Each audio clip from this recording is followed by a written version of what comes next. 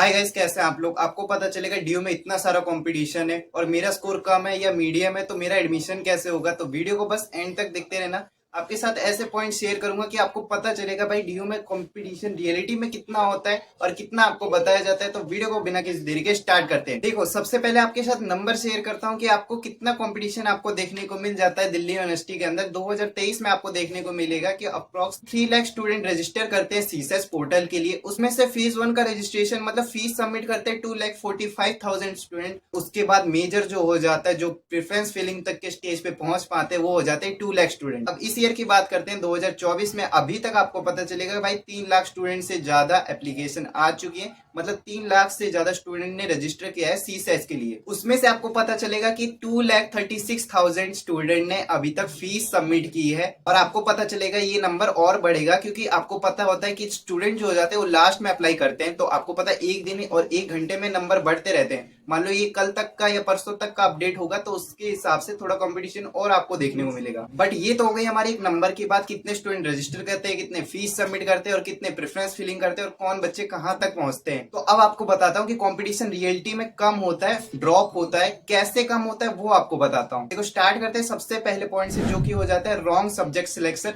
और subject mapping में mistake करते हैं स्टूडेंट। कैसे करते हैं वो आपको बताता हूँ। इस चीज का आपको एग्जाम्पल भी दूंगा। स्टूडेंट इसमें मिस्टेक करते हैं कि जो उनको क्लास 12 के सब्जेक्ट लेने थे उसमें वो कुछ मिस्टेक कर देते हैं। ऐसी एक मिस्टेक, मतलब एक सब्जेक्ट भी अगर वो मिस्टेक करते हैं कि वो डोमेन का सब्जेक्ट अपनी क्लास 12 का नहीं ले पाते, तो उनके सब्जेक्ट मैपिंग में दिक्कत होती है। मेरे एक स्टूडेंट से भी बात हुई, उसकी मिस्टेक बता। तो पहले उसका स्कोर बताता हूँ। उसके आर्ट्स में स्कोर आपको देखने को मिलेगा 200, 194, 184। मतलब आपको पता चलेगा स्कोर तो बहुत सही आ रहा है और इसको टॉप कॉलेज भी मिलना चाहिए।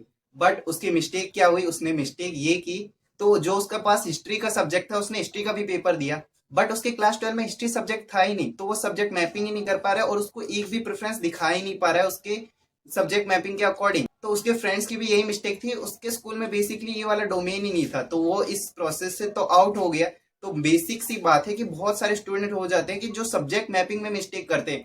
क्यों? क्योंकि वो गलती से बाई चांस ऐसा कोई सब्जेक्ट ले लेते हैं या उनको नोवेयर ध्यान नहीं रहता है कि उनको वो सब्जेक्ट लेना चाहिए था जो क्लास 12 में है।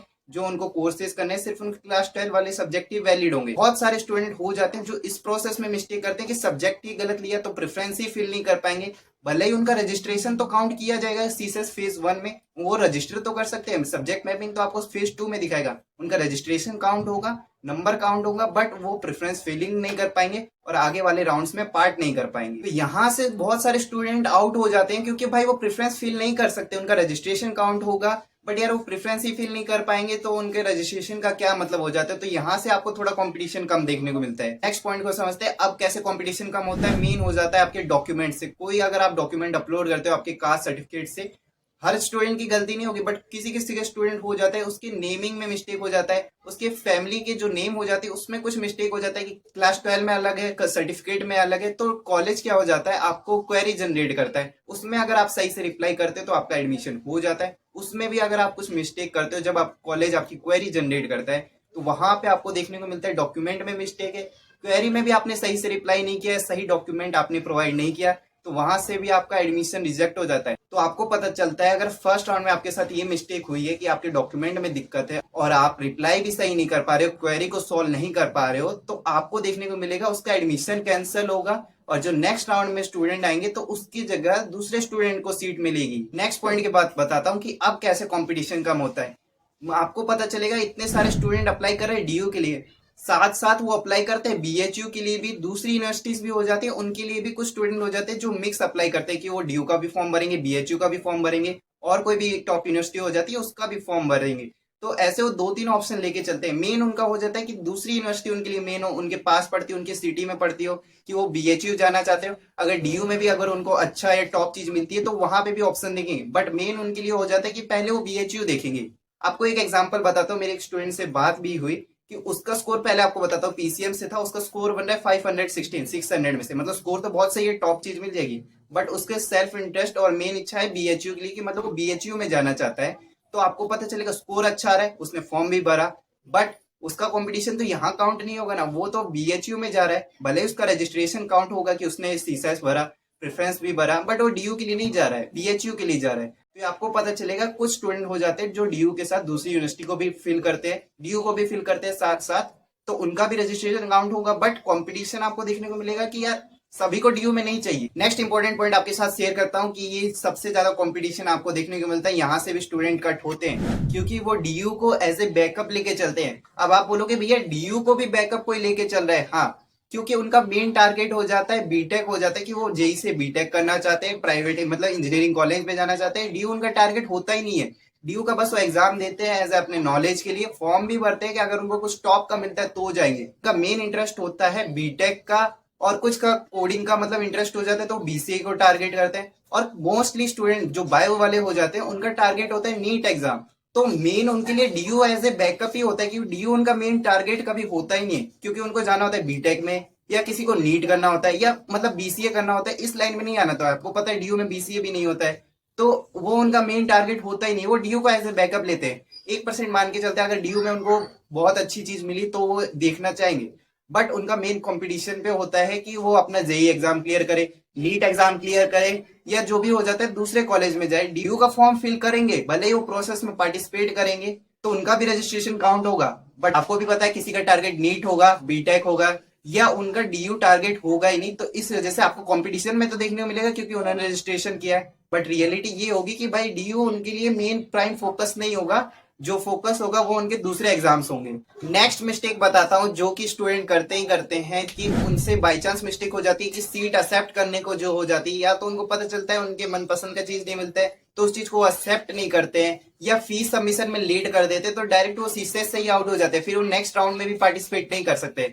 या तो आप अपना सीट एक्सेप्ट में लेट कर देते हो, फीस सबमिशन में कुछ स्टूडेंट हो जाते हैं जो कि लेट कर देते हैं, इस वजह से पता चलता है कि वो डायरेक्ट सीसेस से ही आउट है। जो नेक्स्ट राउंड में स्टूडेंट पार्टिसिपेट करेंगे तो उनको अब मौका मिलेगा। तो यहाँ से भी आपको पता चलता है कि कंपटीशन तो कम हो रहा है बट सबने रजिस्ट्रेशन किया तो आपको एक नंबर दिखता है बड़ा सा कि इतने सारे स्टूडेंट अप्लाई कर रहे हैं इस चीज के लिए, 71,000 के लिए सीट के लिए 3 लाख से भी ज्यादा रजिस्ट्रेशन होते हैं। बट फिर हमें ये भी पता चलता है कि उसके बाद धीरे धीरे हर जगह से कंपटीशन कम हो रहा है। कहीं पे कोई सब्जेक्ट मैपिंग में गलती कर रहा है, किसी के डॉक्यूमेंट में मिस्टेक आ रहा है, किसी के लिए डीयू बैकअप है और किसी के लिए वो सीईटी एक्सेप्ट नहीं कर रहा है या फीस टाइम पे नहीं आ रहा है। तो इन सारी स्टूडेंट की मिस्टेक से आपको कंपटीशन कम होते हुए मिलता है। अब समझते हैं कि डीयू में क्या कंपटीशन ही नहीं होता है? भाई कंपटीशन होता है। ऐसा नहीं है कि अगर जो चीज आपको बी कॉमर्स 780, 790, 770 पे मिल रही है तो 600 पे मिलने लगेगी, या फिजिक्स ऑनर्स आपको 500 किसी टॉप कॉलेज में देखने को मिल रहा है तो आपको वो 300 पे मिलेगा। ऐसा नहीं होगा, कंपटीशन रहता है। बट आपको एक चीज समझाता हूँ कि कुछ स्टूडेंट हो जाते हैं, मिस्टेक करते हैं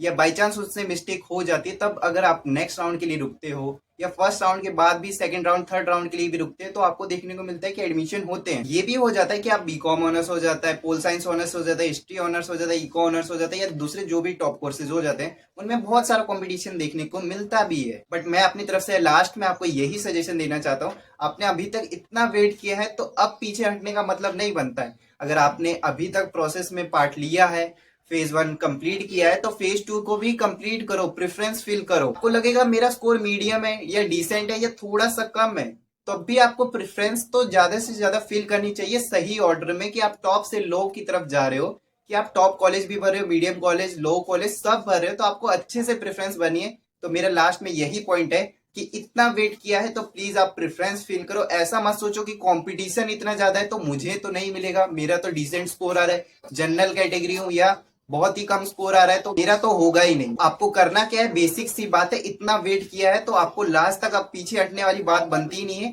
आपको इसके साथ साथ करना क्या है, बस राइट ऑर्डर में सही से प्रेफरेंस भी फिल करनी है। ऐसा नहीं कि आप प्रेफरेंस गलत फिल करो। अगर आपको स्कोर कम भी आ रहा है और स्कोर कम आ रहा है तो फिर आप ऐसा सोच रहे हो मेरे को टॉप चीज ही चाहिए, टॉप ही फिल करूंगा, ऐसी बात तो नहीं होगी। अगर आपका स्कोर भी कम आ रहा है, मीडियम आ रहा है, तो आप सोचते हो या तो मेरे को एसआरसीसी ही चाहिए या हिंदू हंसराज चाहिए, उसके अलावा फिल ही नहीं करूंगा, ऐसी बात नहीं। अगर आपका स्कोर कम आ रहा है तो सिंपल सी बात है, उनमें तो कैसे हो जाएगा एडमिशन। बट राइट अप्रोच ये हो जाती है कि आपको मैक्सिमम कॉलेज कोर्सेज फिल करने चाहिए, उनको राइट ऑर्डर में अपनी राइट प्रेफरेंस के साथ उन सबको फिल करना चाहिए। ऑलराइट गाइस, मेन पॉइंट ये है, अगर आप ऐसा सोच रहे हो कंपटीशन कम है और इतना फिल किया इसके बाद आप प्रेफरेंस फिल नहीं कर रहे हो, तो मेन पॉइंट यही है कि प्लीज आप प्रेफरेंस फिल करो और हो सके तो सेकंड राउंड या थर्ड राउंड तक का वेट भी करना अगर आपका स्कोर कम भी है तो, और आपका स्कोर सही है तो आपको तो डेफिनेटली कॉलेज मिलेगा ही। ऑलराइट गाइस, आज की वीडियो के लिए बस इतना ही। आई होप आपको आज की वीडियो अच्छी लगी होगी, कुछ पॉइंट्स आपको सही लगे होंगे। तो वीडियो अच्छी लगी तो प्लीज लाइक कर देना, कोई भी डाउट रह जाए तो कमेंट बॉक्स में पूछ सकते हो, और चैनल पे नए हो तो प्लीज चैनल को सब्सक्राइब कर दो। आप लोग वीडियो देखते हो बट सब्सक्राइब नहीं करते, प्लीज यार चैनल को भी सब्सक्राइब कर दो।